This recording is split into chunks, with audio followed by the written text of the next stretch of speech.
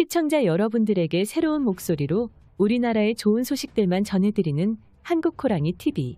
구독과 알림 설정 진심으로 감사드립니다.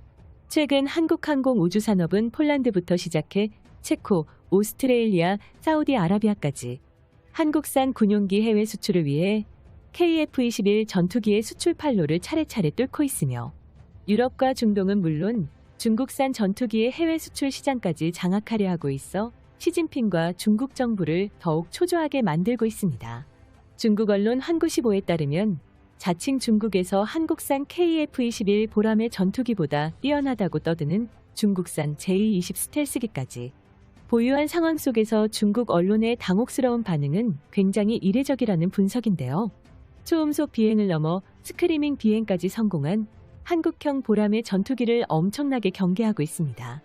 특히 중국의 군사무기 사이트인 시나닷컴 밀리터리에서 중국은 KF-21의 스텔스 성능, 속도 장착무기, A사 레이더 기술력에 촉각을 곤두세운 것으로 나타났습니다. KF-21 전투기가 중국의 무기 판매 시장과 겹치는 것을 굉장히 두려워하고 있는 것이죠. 이미 중국산 전투기의 판매처로 시진핑이 직접 나서 공을 들이고 있는 말레이시아마저도 KF-21 전투기에 관심을 표한 가운데 KF-21 전투기가 중국 샤오룽 전투기 수출의 최대 적수가 될 것이라는 보도까지 했습니다. 중국도 파키스탄 등에 무기 수출을 하는 등 일정 부분 성과를 냈지만 아직은 세계 10위권 정도로 현재 세계 무기 수출 매출에서 3위를 기록한 대한민국에 비할 바가 못됩니다.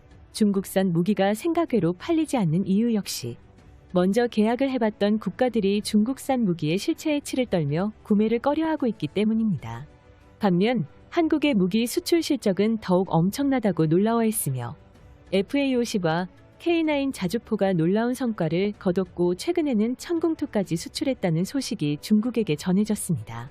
그러면서 KF-21 보람의 전투기가 중국 샤오룽 전투기 수출의 주요 상대가 될 것이라며 매우 우려하고 있는 상황입니다.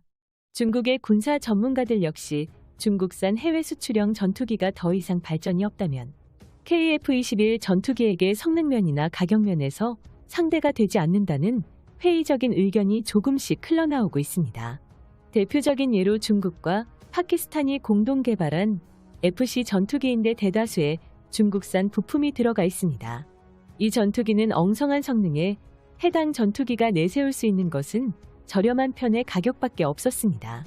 대당 150억 원에 불과해 매우 가난한 나라들에게 열풍을 불어일으켰지만 그것도 잠시 대부분 국가들은 한국산 FA-50 공격기를 최종적으로 채택했습니다. 왜냐하면 이름만 전투기일 뿐 카탈로그 스펙과는 전혀 다르게 훈련 기만도 못한 성능을 보여줬기 때문입니다. 공개된 것만 보면 중국산 주제의 성능도 괜찮고 가격도 좋다며 덥석 구매해버린 나이지리아와 미얀마는 낭패를 보게 되었습니다.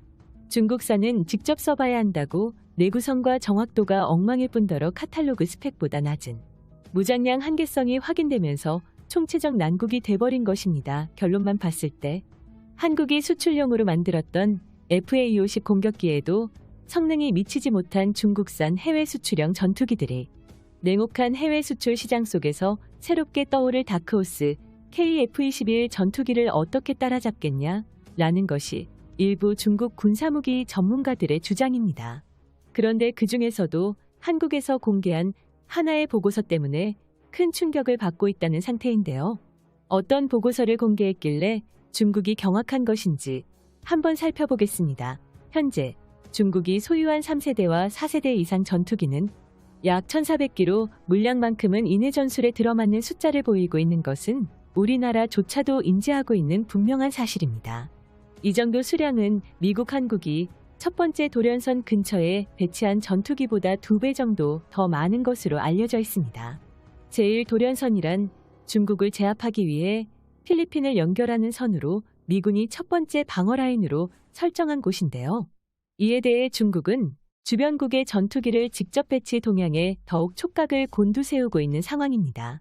그런데 최근 중국 언론들은 한국의 KF-21 시제기가 예상보다 빠르게 8호기까지 모습을 드러냈다면서 당초 예정보다 한 달 정도 앞당겨 9차 비행을 한다는 소식을 대서특필한 바 있습니다.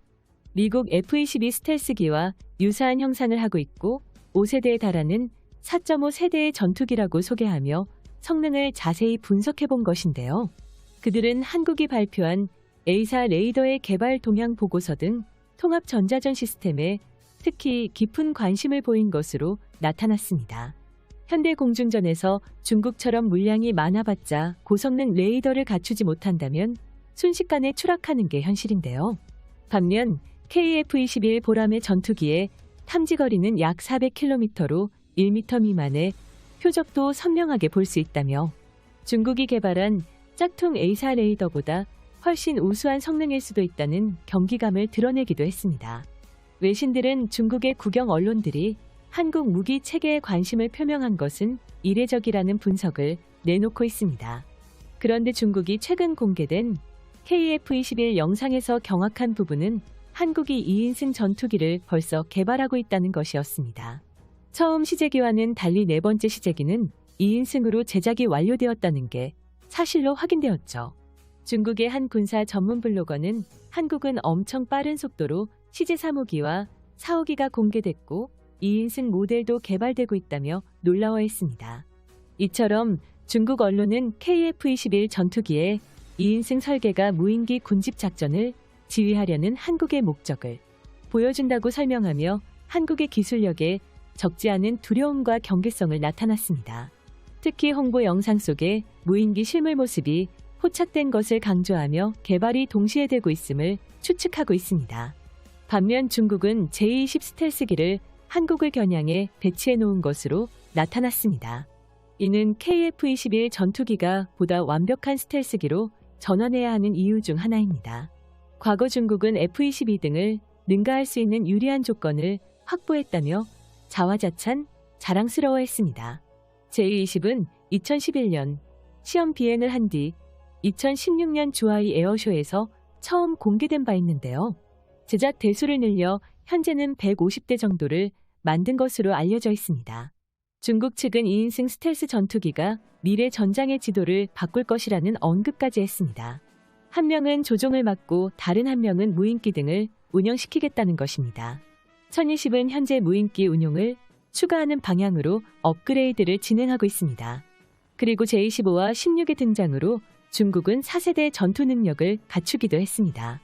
하지만 한국이 4.5세대 전투기를 완성해내는 순간 이런 전투기는 쉽게 무너질 것이란 분석입니다. KF-21은 여러 차례 비행 이후 향후 4년간 2200여 번의 시험 비행을 목표로 하고 있으며 구도와 비행거리, 이륙 중량 등을 점차 늘려가는 방식으로 완성한다는 전략을 세우고 중국마저 떨게 만드는 한국의 전투기를 만들기를 바랍니다. 시청자분들의 의견은 어떠신가요? 여러분들의 꾸준한 시청 정말로 감사드리며 오늘 영상 여기서 마치겠습니다. 이상.